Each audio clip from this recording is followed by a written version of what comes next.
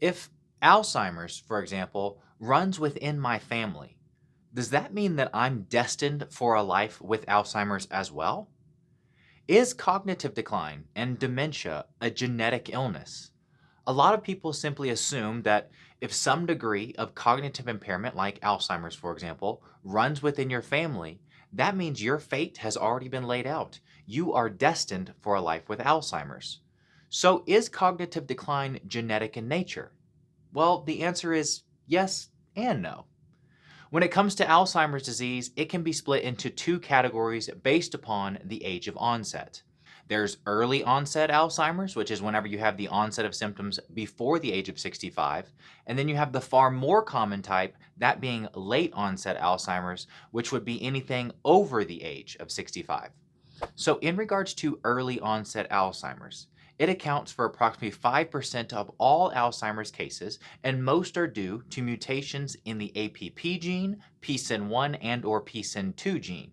When it comes to late onset, there are a few more possibilities, including APO, CLU, PI-CALM, CR1, BIN1, SORL1, and TOM40. I know what you're thinking, Matt, what the heck is all this gibberish? And truthfully, the names are not that important.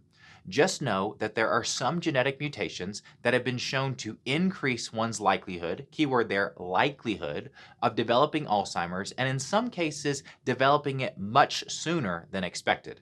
But of all these genes, APO has been shown to be the strongest risk factor for the most common form of dementia, that being late onset Alzheimer's disease. You may have heard the acronym APO recently because of Chris Hemsworth, the guy who plays Thor.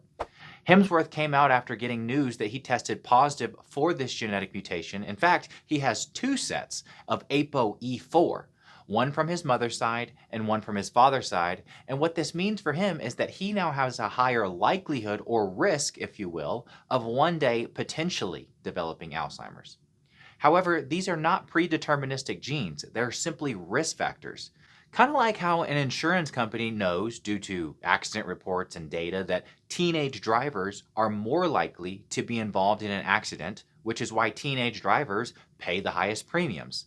The insurance company has to hedge their bets, and the same thing applies to genetic predispositions. In the event that you have some sort of genetic mutation, it's your job to hedge your own bets with lifestyle changes that are conducive to a healthy brain. Here's how I explain it. Imagine a bucket of water, and when that bucket begins to overflow, that is when symptoms will begin to appear. In this instance, it would be some degree of cognitive impairment. If you have some sort of genetic mutation, what these guys are doing is simply adding a little bit more water to the bottom of that bucket, whereas someone who does not have a genetic mutation, they can be a little less strict when it comes to their lifestyle, because let's just use an arbitrary number and say that the presence of any of these genetic mutations fills the bucket by 20%. Someone without that mutation now has 20% more freedom, I guess is the word you could use, before symptoms would start to appear. Now, let's emphasize the importance here.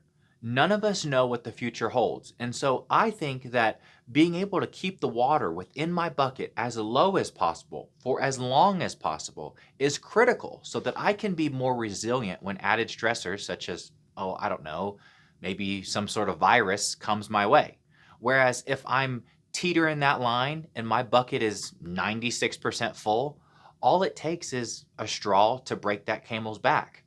In the instance of Chris Hemsworth, he talks about how knowing that he has two sets of this ApoE4 gene very quickly became a motivator to not only make, but also maintain certain changes in his daily routine and arm himself with the tools necessary to live a healthier and longer life, so that as he crosses over to the other side of the mountain in age, he will be able to still remember the life that he has experienced and the memories that he's created with his wife and children.